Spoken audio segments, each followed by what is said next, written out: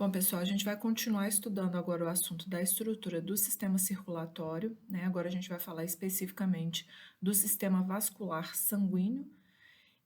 Lembrando que esse assunto vocês podem estudar pelo capítulo 11 do livro de Histologia Básica do Junqueira.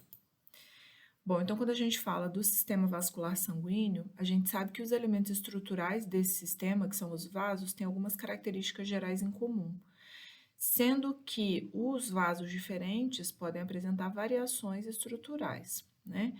E como a gente está tratando de um sistema contínuo, né, esses elementos estruturais estão todos conectados entre si, é importante que vocês tenham em mente que, às vezes, a distinção entre um tipo de vaso e outro nem sempre é uma distinção clara. Por quê? Porque a transição entre um tipo de vaso e o outro, a transição entre uma artéria muscular e uma arteríola é gradual, tá? Então, às vezes, essa distinção entre um tipo de vaso e outro pode ser um pouco confusa, mas com a prática vocês vão compreender melhor essas estruturas. E, em geral, os vasos sanguíneos apresentam três camadas, que são três túnicas. Uma túnica íntima, que é a mais interna, uma túnica média e uma túnica adventícia. E a gente vai falar desses elementos estruturais agora. Bom, então essa camada mais interna, que a gente chama de íntima ou túnica íntima, é constituída por uma camada endotelial, uma camada subendotelial e em artérias elásticas, essa túnica pode apresentar ainda um elemento de lâmina elástica interna.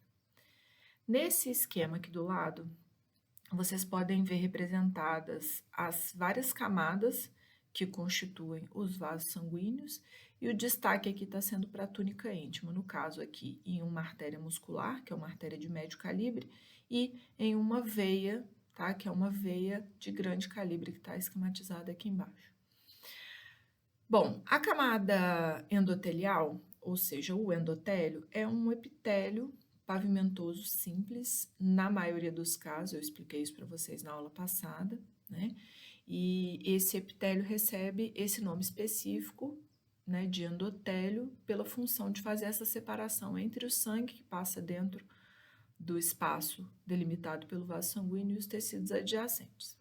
A camada subendotelial é uma camada formada por um tecido conjuntivo frouxo, que pode conter células musculares lisas associadas também, tá? Então, essa camada subendotelial, ela dá sustentação ao epitélio, ou seja, ao endotélio do vaso, né? E no caso das artérias elásticas e artérias musculares, que são as artérias de grande e médio calibre, a túnica íntima ainda é separada da túnica média por um elemento estrutural que é denominado de lâmina elástica interna.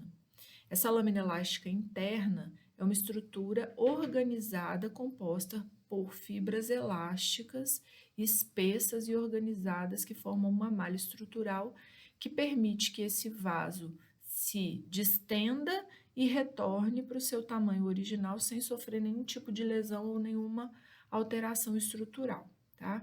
Essa lâmina elástica interna, ela é mais comumente encontrada em artérias, mas ela pode estar presente em algumas veias de grande calibre também. Então, nesse esquema aqui, a gente ainda vê a comparação entre os elementos estruturais de uma artéria elástica, ou seja, uma artéria de grande calibre, e uma artéria muscular, ou seja, uma artéria de médio calibre.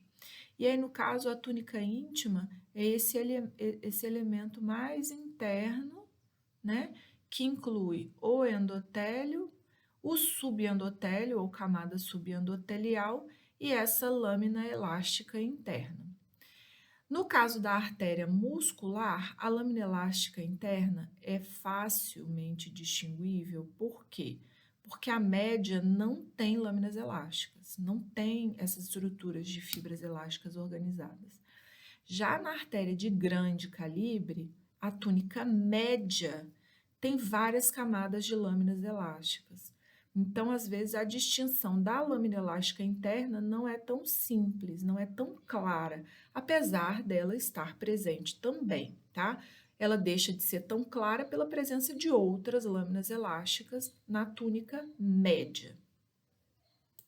Aqui vocês podem ver essa estrutura, no caso de uma artéria elástica, uma artéria de grande calibre, a gente vê o destaque aqui da túnica íntima, né, essa camada mais interna, incluindo o revestimento endotelial, a camada subendotelial e uma primeira lâmina aqui, que é a lâmina elástica interna.